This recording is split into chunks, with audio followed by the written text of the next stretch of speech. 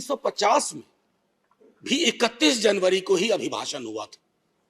31 जनवरी 1950, जब हमारे तब के महामहिम डॉक्टर राजेंद्र प्रसाद, जो बिहार से आते थे, देश के सर्वमान्य नेता थे, उन्होंने अभिभाषण दिया था। तो 72 वर्ष बाद ये एक संयोग है, लेकिन 72 वर्ष के अभिभाषणों के दायरे में अगर सर सोचे तो कई चिंता की लकीरें हैं, और चिंता की उन लकीरों को हमने अभिभाषण के पक्ष में, अभिभाषण के दौरान नहीं देखा। इसलिए मैं शुरुआत करूंगा कि बेवफा बावफा नहीं होता, बेवफा बावफा नहीं होता, वरना इतना बुरा नहीं होता। हमने तो सोचा था, बाद लुटने के ये पता चला कि रहजन रहनुमा नहीं होता।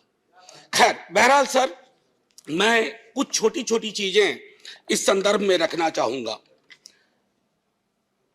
सभापति महोदय, मुझे पता है कि इस संदर्भ की गरिमा क्या है। राष्ट्रपति का अभिभाषण एक बहुत बड़ी चीज होती है, देश का एक ब्लूप्रिंट होता है, एक दिशा और दशा देने की कोशिश होती है। हम विपक्ष में हैं, लेकिन देश की दशा और दिशा से चिंतित अगर हम हैं तो अभिभाषण की पंक्तियों में भी वो चिंता की लकीरें दिखनी चाहिए थी। जब वो चिंता की लकीरें नहीं दिखती हैं तो एहसास होता है।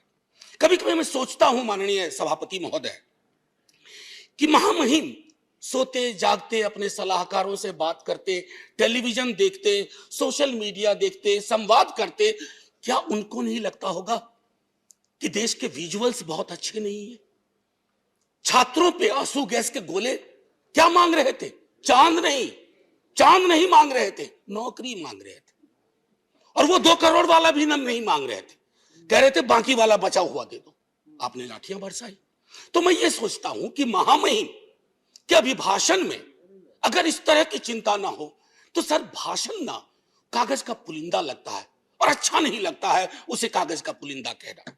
दूसरी चीज माननीय सभापति महोदय, कोरोना पर मैंने विस्तार से इस सदन में चर्चा की है। कोरोना को लेकर के भी जो चिंता आनी चाहिए थी वो नहीं आई। अब आइए अर्थव्यवस्था के बारे में मैंने कहूं, बजट को उसके लिए मैंने तय किया हुआ है, लेकिन मेरा मानना है कि सन 50 से लेकर अब तक किसी की भी सरकार हो, मैं जानता हूं ये लिखा कहां जाता है, लेकिन जहां लिखा जाता है मैं आग्रह करूंगा कि अगर हम सोच सके, सत्ता पक्ष और विपक्ष, तो राष्ट्रपति के अभिभाषण को दलीय दायरों से ऊपर कर दीजिए। राष्ट्रपति का अभिभाषण, कल को आपकी सरकार ना हो, ये मैं अपील बाकी लोगों से भी करूंगा जो सरकार में आएंगे कल को, कल नहीं आएंगे परसों आएंगे, कभी तो आएंगे। मैं सिर्फ ये कहना चाहता हूं कि सर, अभिभाषण को एक नॉन पार्टीजन डॉक्यूमेंट बनाइए, नॉन पार्टीजन डॉक्यूमेंट।